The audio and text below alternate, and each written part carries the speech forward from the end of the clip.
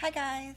It's been a while since I've done a Facebook Live, or any kind of live video, to be honest, because I just haven't felt like it. So I did want to come on and talk to you for a little bit because something came up yesterday that this was in like a group healing that Sarah Petruno did, and she was trying to describe kind of the collective energy that she was feeling in the group. And as she was describing it, I recognized it as what is called foreboding joy. So this is a concept that I learned from Brené Brown, Dr. Brené Brown. She's written 5 or 6 books, and I've read most of them.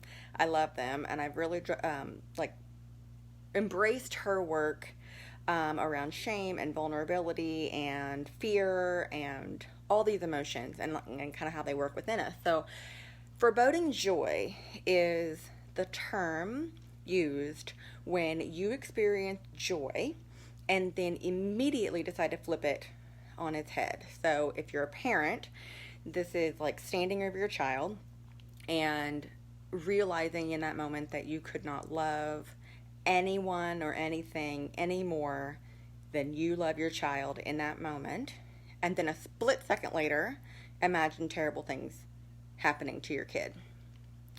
If you are not a parent, this is when you're looking around your life, maybe you're in your apartment or house and you're like, man, I'm loving how my home feels.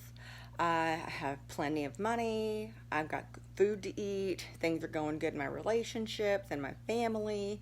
And you just look around your life and realize everything's going so well for you. And then you think, shit. So it's that feeling of waiting for the other shoe to drop. It's that feeling that if something good happens, then it is somehow cosmically ordained that something bad must follow. Okay, that's foreboding joy. And this is the feeling that is coming up in the collective right now for many, many people. So I know yesterday especially, I see a lot of hopefulness on my news feed. But even when I was listening to the remarks that were being made, there's a lot of, we've come so far, yet there's still so much work to do. So it's that okay, we got something good happening, something good has happened, but we can't let ourselves enjoy it because we have to focus on the work that is still left to be done. Okay, so that's another example of foreboding joy. I took some notes about this because I just got all of these downloads and I really wanted to share these with you.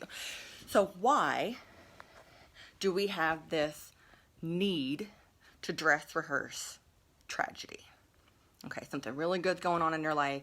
You're really feeling this emotion, this joy, and then suddenly I'm going to let some other thought come into my mind that is going to zap me back to reality.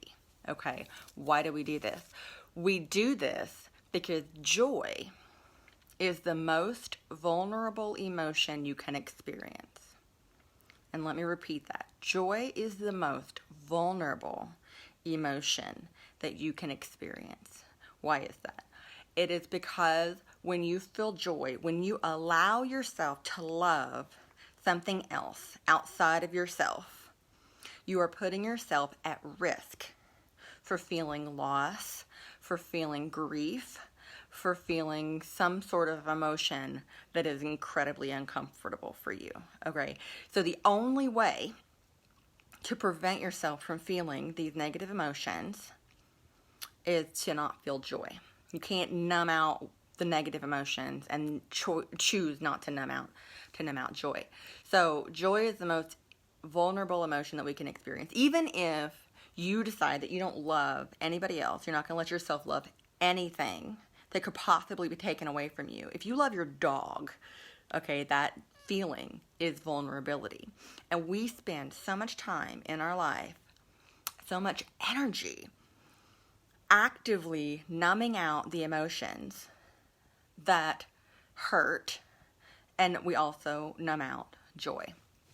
So when we're not accustomed to letting ourselves feel joy, we can be easily overcome by vulnerability and then swept into fear.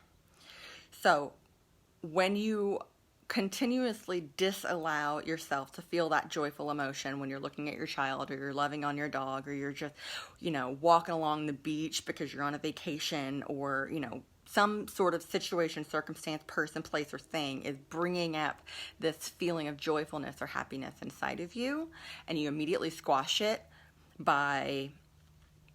Sometimes people will do this by comparison. Like, I can't let myself feel this joy because there are other people suffering in the world. Think about that. Think about how ridiculous that is.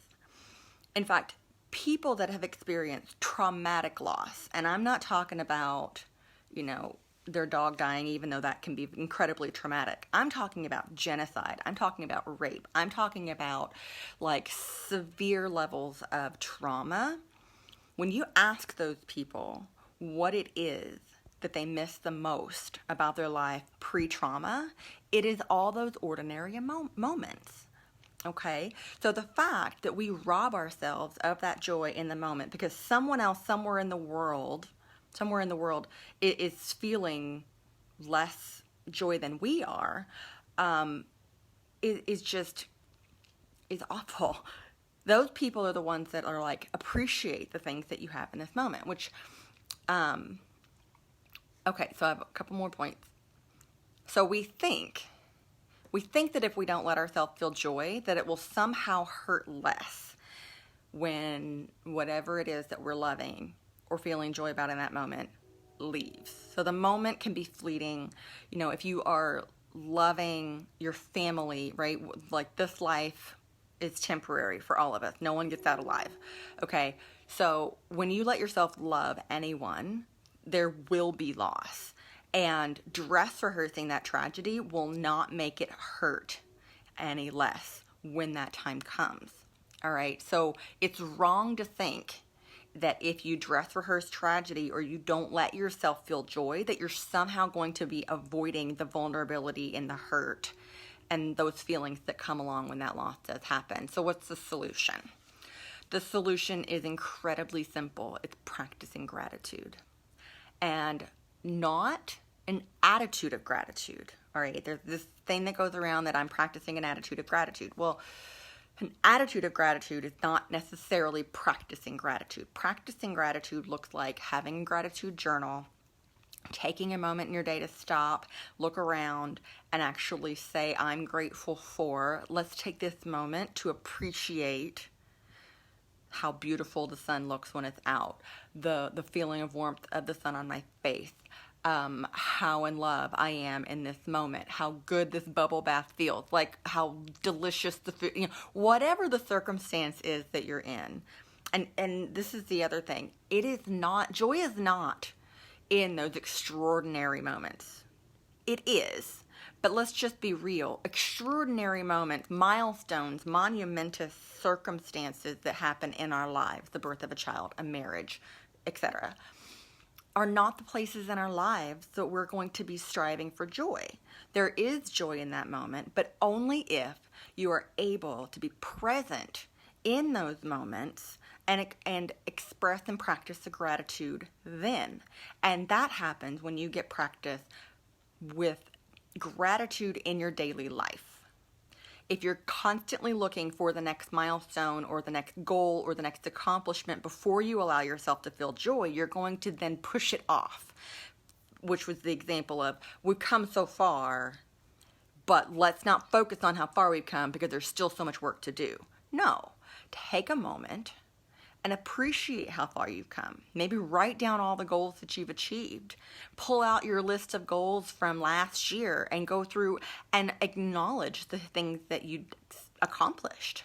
You may think that you didn't accomplish many goals. Maybe you did. Take a moment to appreciate the things that you did accomplish versus chastising yourself and feeling shame and guilt for not reaching goals. Choose where to shift your focus, okay?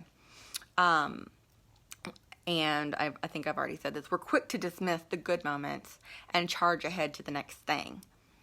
All right, but it's about taking a moment. This is also called mindfulness. There are many different words for all of this. But this is slowing down, really taking inventory of what is happening in your life that you are grateful for, writing those things down, just bullet points. It doesn't have to be like a full-on journal passage, like just bullet points on a piece of paper somewhere. 3 things. Just write down a few things that you're grateful for so that you can bring light to it. Now, I could go on about abundance mentality and scarcity and things like that, but I'll make this very abbreviated. The more you choose to focus on the gratitude, and the more you're able to lean into joy, slowly your mindset will shift from that scarcity place to abundance. Okay, this is how that shift happens in your life. And I'm not talking about abundance where like there's going to be money raining down. I mean, it might. You might just have money raining down on you. But it's taking inventory and acknowledging all of the good things that you have. That is what abundance is all of the other stuff.